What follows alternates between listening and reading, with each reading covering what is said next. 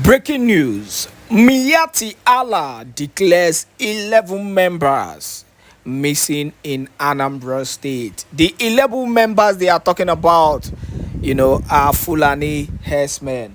And I think this accusation is coming about is coming on because of the fact that some herdsmen were actually apprehended in Anambra State.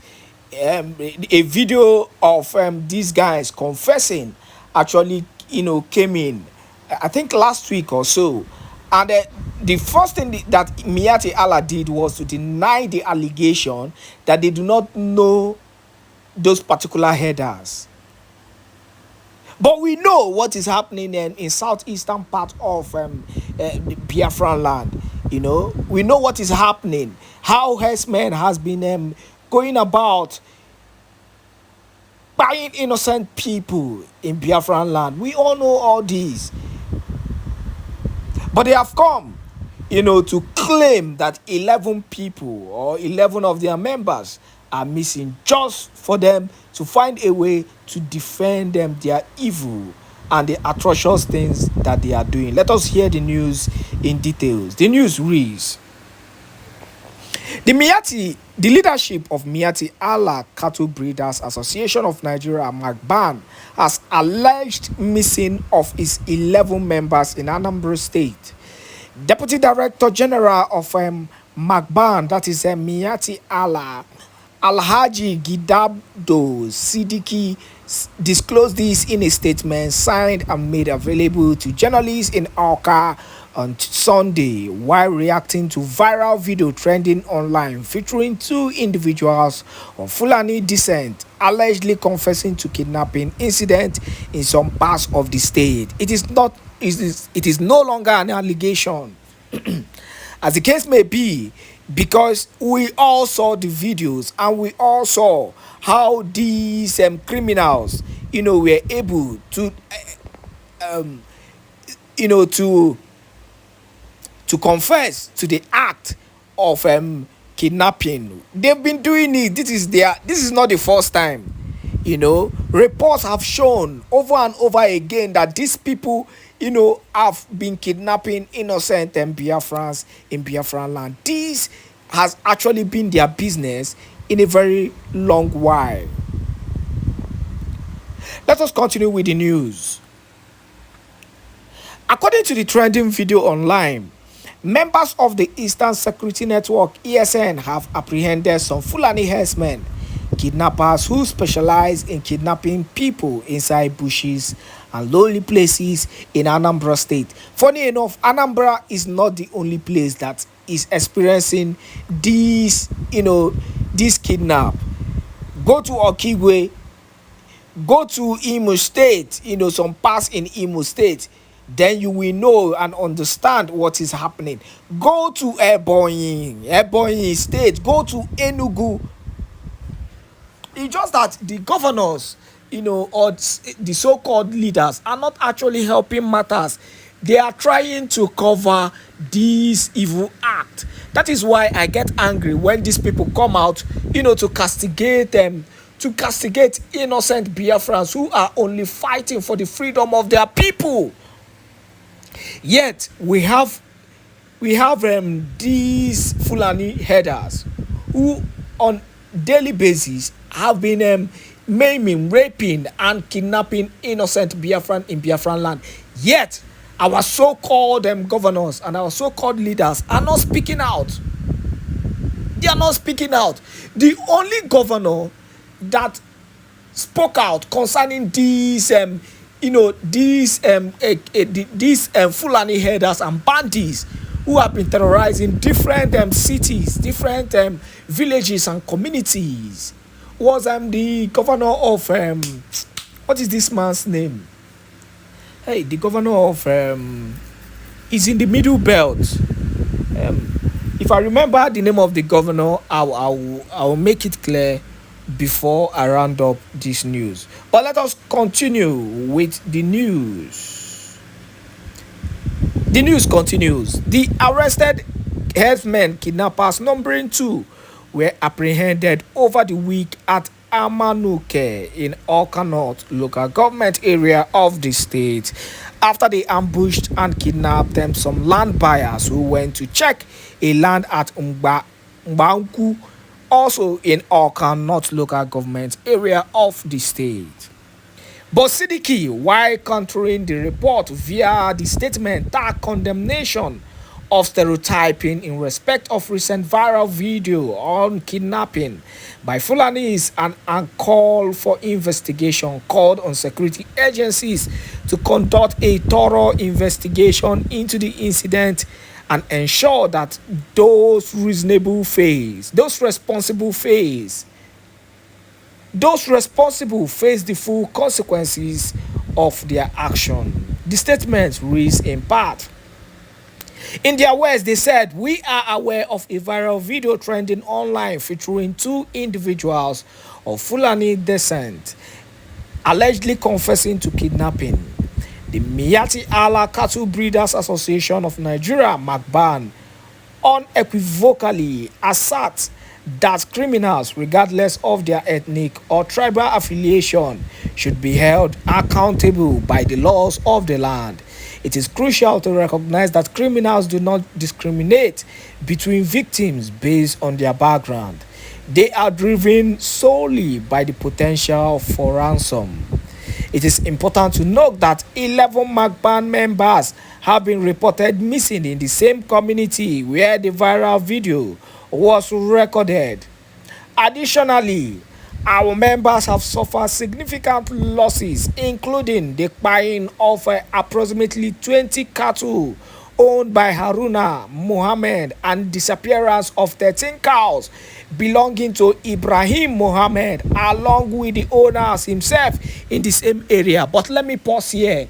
This same MACBAN, this same terrorist MACBAN, and the remaining terrorists, Herdsmêñ, who have been terrorizing Biafran land, did not in any way spoke about the incidences that we've been seeing in Biafran land, where, for example, I know a community in my village where these Fulani herders went to the particular village and they destroyed many crops, destroyed many, many farmlands in the quest of finding what to eat.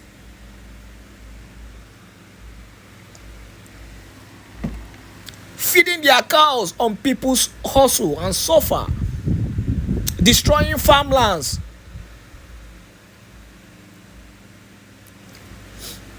This is actually what I'm talking about. So, based on this, this statement is actually biased as usual. We've always seen their pattern and how they handle things. Always trying to, take themselves away from evil incidences. But the reality is still pointing out that most Fulani herders in Biafran land are committing different kind of crimes. Nothing, no matter how they try to, sweet talk this whole incident that happened, the reality is that these people are criminal. These people are the ones who are causing them the insecurities that we are seeing in Biafran land. Now, take away the Biafran Liberation Army, take away the legit Eastern Security Network who have actually been protecting, the Biafran territory, and you will see how evil these people are, because they are still working with the Nigerian army. They are working with the Nigerian police. That is why they cannot be apprehended. That is why these people have not been exposed. The only people that are dealing with these people is the Biafran Defense Forces / the Eastern Security Network, who are at least making sure that Biafrans are safe in their land. Let us round up with the news. They said, Our members have been legitimately and genuinely engaged in cattle breeding in this community for years. However, due to the deteriorating security situation at the beginning of this year, all our legitimate members have since left the area. The individuals arrested in this region are not affiliated with us. Normally, they go deny them. No one within our community recognizes them. They are likely the infiltrators we have been concerned about. We call upon the relevant security agencies to conduct a thorough investigation into these incidents and ensure that those responsible face the full consequences of their action. We also urge that any Fulanis or individuals connected to these crimes be persecuted to uncover any potential accomplices and prevent further criminal activities. Magban remains dedicated to assisting in the security of Anambra and the entire southeast region. We also appeal to local communities to embrace us as fellow Nigerians who seek a prosperous livelihood and contribute positively to the country. Having lived in Awka since 1986 and raised my family here, I strongly oppose any harm coming to our people in the southeast. Siddiqui Films. Well, that is that on that issue. The reality is that, as usual, these folks will continue, to defend their people and failing to address the critical issues that we are facing in Biafran territory. The problem is that in the quest of finding their livelihood, they have continued to destroy other people's source of livelihood. I keep on saying this. You cannot go to somebody's farm. I posted a video, the one that happened in Ngwa, Obioma Ngwa, local government area of Abia State. The woman was literally crying. A particular, in fact, all the whole farmlands were the whole crops were destroyed by these people, these heartless people. And I know fully well that these incidences have been reported to the police. The information we got then when we investigated and went further into the matter, they said that these people comes, late at night, in the midnight, they feed their cattle, and as early as possible, they leave, destroying crops, destroying farmland that people have invested their time and their money in. And you're telling me they don't know what they are doing? Are they kids? These are matured men walking about with gun, with ammunitions that they use to buy innocent people. If they catch you inside this bush, they are ready to bring you down. In fact, at some point in some parts of Abia State and Imo State, villagers were scared of going to their farmland to crop and to farm. The only reason because of the fact that invaders, Fulani, people who do not belong to the village are there attacking the villagers. And this has continued for a very long time.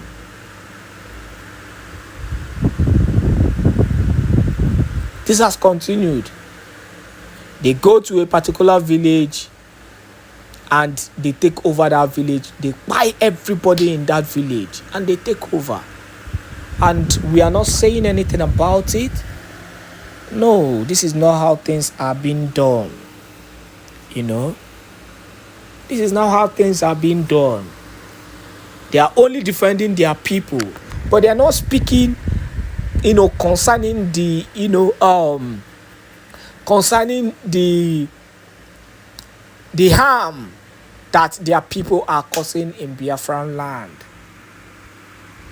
So that is that on the issue of the Fulani herders. But meanwhile, before we round up this particular news, I want to bring up a particular video for every Biafran to listen to. And this video is talking about this issue of the sit at home.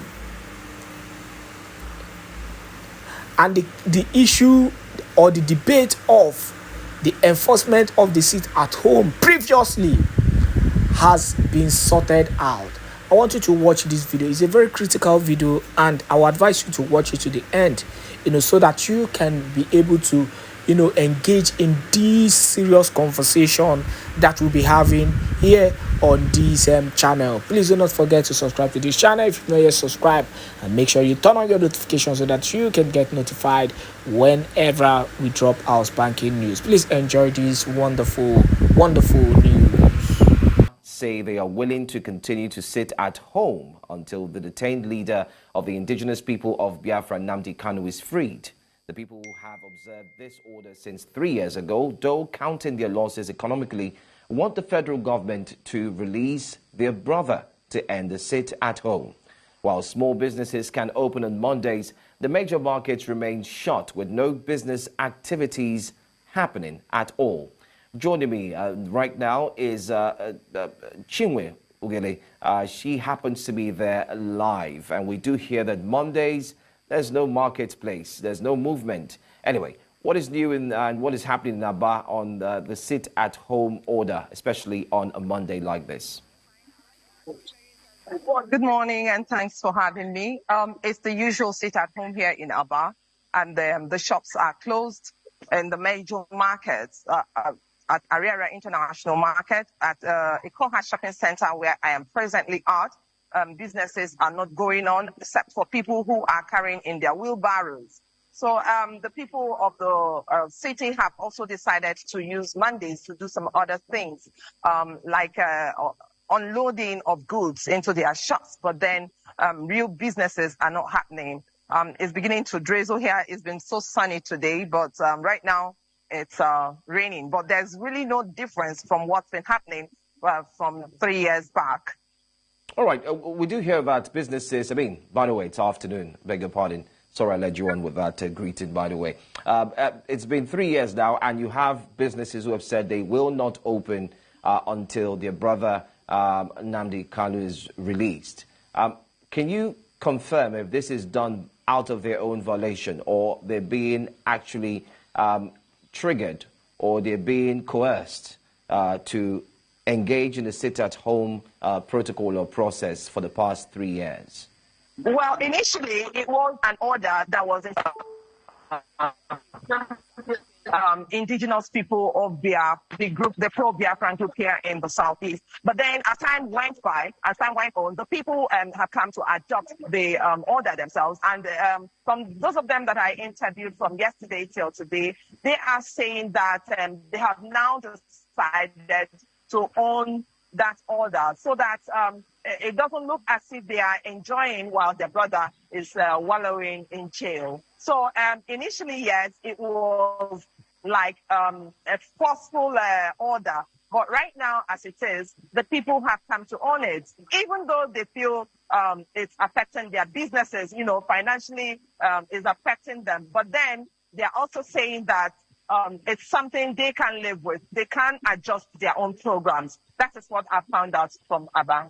And right. I have with me a trader to also talk about it. Here with me is Richard Emeka. Richard, please, can you tell us how it's been with you for 3 years that you've been observing sit at home? Thank you. It hasn't been easy for us since 3 Monday. It hasn't been easy. Generally, people in the East are suffering, especially on Monday. Businesses are collapsed. Anything that has to do on Monday is now narrowed down. That's how it is. And what do you think the government can do, or what can be done to stop the situation so that people can resume their normal businesses on Monday? I think, in my own opinion, let there resolve the issue with Nnamdi Kanu, the leader of the IPOB. All right. That's the reason why we are observing this Monday sit at home. All right, Güñmêń. We did hear that. We can hear all that he's saying, and hopefully we can get back to you once we have a clearer footage. It seems the network is equally